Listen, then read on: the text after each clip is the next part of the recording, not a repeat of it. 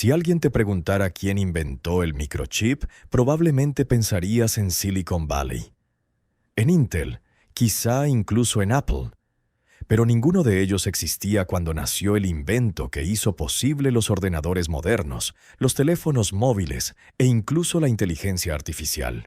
Lo más sorprendente es que el microchip no fue creado por una empresa informática, ni siquiera por una empresa de electrónica. Fue desarrollado por una compañía cuyo negocio consistía en encontrar petróleo bajo tierra. Parece imposible. Sin embargo, así comenzó una de las historias más extraordinarias de la tecnología moderna.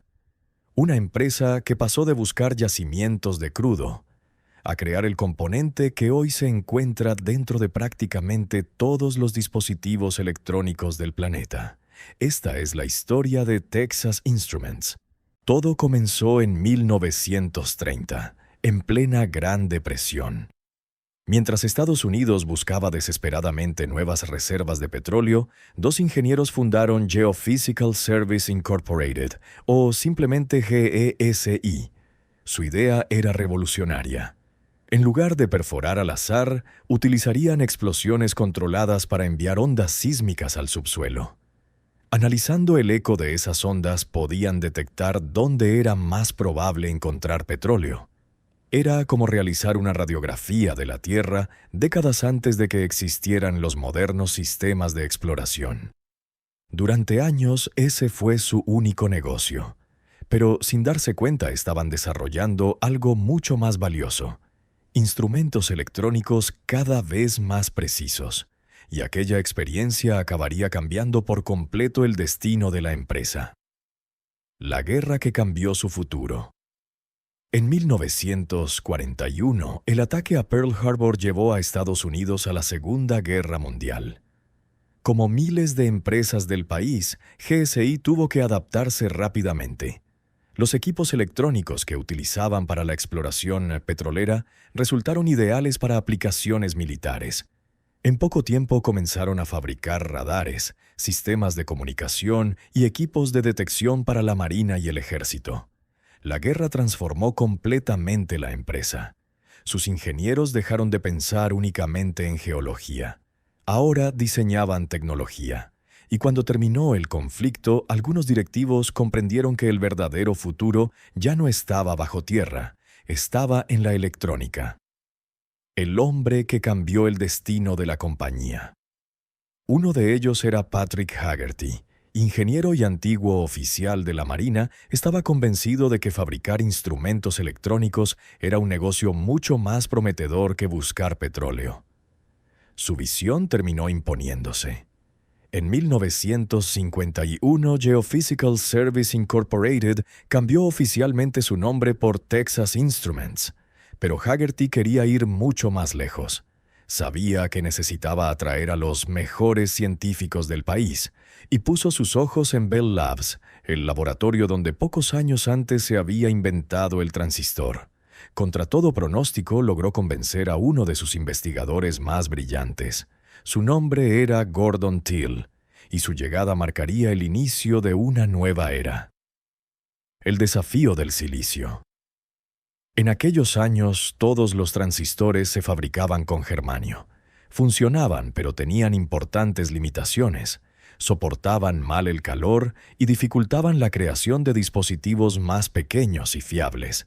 Muchos científicos pensaban que el futuro estaba en el silicio. El problema era que nadie había conseguido producir transistores de silicio de forma industrial. Gordon Till estaba convencido de que sí era posible. Con el apoyo de Texas Instruments, creó un laboratorio desde cero, y tras meses de investigación, su equipo logró fabricar los primeros transistores de silicio listos para producirse en serie. Era un avance enorme, pero casi nadie fuera de la empresa lo sabía. Hasta que llegó una conferencia científica celebrada en Dayton, Ohio.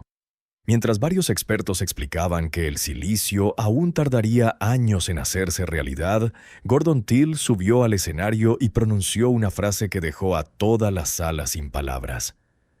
Puede que mis colegas crean que el silicio aún no es posible, pero yo llevo algunos en el bolsillo. Entonces sacó varios transistores completamente funcionales. No eran prototipos, eran dispositivos preparados para fabricarse. En cuestión de segundos, Texas Instruments pasó de ser una empresa casi desconocida a situarse a la vanguardia de la industria electrónica. Pero Patrick Haggerty tenía un objetivo aún más ambicioso. No quería limitarse a fabricar componentes, quería llevar aquella tecnología a millones de personas. Y para lograrlo necesitaba un producto que cualquiera pudiera comprar. La radio que cambió la electrónica para siempre. En 1954, la mayoría de las radios seguían siendo grandes, pesadas y dependían de válvulas de vacío que consumían mucha energía. Texas Instruments imaginó algo completamente distinto. Una radio lo bastante pequeña como para llevarla en el bolsillo. La idea parecía demasiado arriesgada y casi todas las grandes marcas rechazaron fabricarla. Pensaban que nadie sacrificaría calidad de sonido por un aparato más pequeño. Solo una pequeña empresa llamada Regency aceptó el reto. El resultado fue la Regency TR-1, la primera radio de transistores comercial de la historia. No tenía el mejor sonido, pero ofrecía algo revolucionario: portabilidad. Por primera vez, la música podía acompañarte a cualquier lugar. Miles de jóvenes comenzaron a llevarla a la playa, al instituto o de viaje, y el transistor dejó de ser un término reservado para ingenieros para convertirse en una palabra conocida por millones de personas. La apuesta había funcionado. Texas Instruments ya no era una empresa desconocida. Pero el mayor invento de su historia todavía estaba por llegar. Y nacería gracias a un ingeniero que pasó las vacaciones completamente solo. En 1958, un joven ingeniero llamado Jack Kilby se incorporó a Texas Instruments. Llevaba tiempo obsesionado con un problema que amenazaba el futuro de la informática. Cada nuevo ordenador necesitaba cientos o incluso miles de componentes unidos mediante cables y soldaduras. Cuanto más complejo era el circuito, mayor era la probabilidad de que apareciera un fallo. Kilby estaba convencido de que el verdadero problema no eran los transistores, eran las conexiones. Y comenzó a hacerse una pregunta: ¿y si todos los componentes pudieran fabricarse sobre una única pieza de material? Poco después de incorporarse a la empresa, ocurrió algo inesperado. Como era un empleado recién llegado, todavía no tenía derecho a las vacaciones de verano. Mientras el resto de sus compañeros abandonaban el laboratorio durante 2 semanas, él permaneció completamente solo. Aquella circunstancia, que para muchos habría sido una decepción, terminó convirtiéndose en una oportunidad única. Sin interrupciones y con todo el laboratorio para él, comenzó a construir un prototipo basado en su idea. Tras varios días de trabajo, consiguió integrar un transistor, varias resistencias y un condensador sobre una única pieza de semiconductor. A simple vista parecía un montaje improvisado. Pero cuando lo conectó, funcionó. Había nacido el primer circuito integrado, el invento que hoy conocemos como microchip. Sin saberlo, Jack Kilby acababa de dar el primer paso hacia la informática moderna. Sorprendentemente, el invento no revolucionó la industria de inmediato. Muchos ingenieros lo consideraron un experimento interesante, pero difícil de fabricar. Sin embargo, otra empresa comprendió enseguida su importancia: Fairchild Semiconductor. Allí, un ingeniero llamado Robert Noyce estaba trabajando en una solución muy parecida. Mientras el diseño de Kilby demostraba que la idea era posible, Noyce desarrolló un método basado en silicio mucho más adecuado para la producción en masa. Las dos compañías registraron sus propias patentes y comenzó una larga batalla legal. Durante años se discutió quién había inventado realmente el microchip. Finalmente, la historia terminó dando la razón a ambos. Kilby había construido el primero. Noyce había encontrado la forma de fabricar millones de unidades. Décadas después, Jack Kilby recibiría el Premio Nobel de Física. Y durante su discurso tuvo un gesto que resumía perfectamente aquella historia. Reconoció que si Robert Noyce hubiera seguido con vida, también habría merecido compartir el premio. Hoy ambos son recordados como los padres del circuito integrado, un pequeño invento que terminaría transformando prácticamente toda la tecnología del siglo XX. Pero Texas Instruments no quería limitarse a fabricar componentes para otras empresas. Quería demostrar que aquella tecnología podía llegar a cualquier hogar, y estaba a punto de conseguirlo. Las calculadoras que conquistaron el mundo. Durante los años 60, los circuitos integrados comenzaron a hacerse más pequeños, más rápidos y mucho más baratos. Patrick Haggerty vio la oportunidad perfecta para repetir el éxito de la radio de transistores. Esta vez el producto elegido sería una calculadora. Hasta entonces, las calculadoras electrónicas ocupaban el tamaño de una máquina de escribir y solo estaban al alcance de grandes empresas y universidades. Texas Instruments consiguió reducir toda esa tecnología hasta convertirla en un dispositivo portátil. El éxito fue inmediato. Ingenieros, arquitectos, científicos y millones de estudiantes comenzaron a utilizarlas a diario. Modelos como la TI-30 se convirtieron en un auténtico referente y todavía hoy siguen presentes en aulas de todo el mundo. Para muchas personas, Texas Instruments pasó a ser simplemente la empresa de las calculadoras, sin imaginar que la misma compañía había ayudado a crear el componente que hacía funcionar casi cualquier dispositivo electrónico. Y cuando parecía que ya no podían sorprender más al mundo, presentaron un producto capaz de hacer algo que hasta entonces parecía imposible: conseguir que un chip hablara. A finales de los años 70, Texas Instruments volvió a sorprender a la industria con un nuevo desafío. Sus ingenieros querían demostrar que un único chip podía reproducir la voz humana. En aquella época, los ordenadores apenas podían generar sonidos simples. Escuchar palabras completas saliendo de un circuito electrónico parecía algo propio de la ciencia ficción.